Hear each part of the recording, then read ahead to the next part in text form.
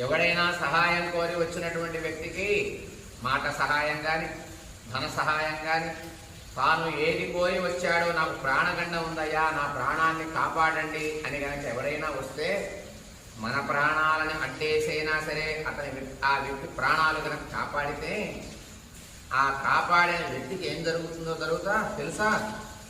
మంచి స్వర్గం వస్తుందటండి కాపాడినటువంటిది. అంతేనా, గొప్ప పేరు ప్రతిష్టలు వస్తాయట, ఎంతో గౌరవం వస్తుందట. అలాగే ఆ వ్యక్తి ఎక్కడికి వెళ్ళినా సమాజం అంతా గౌరవిస్తుంది.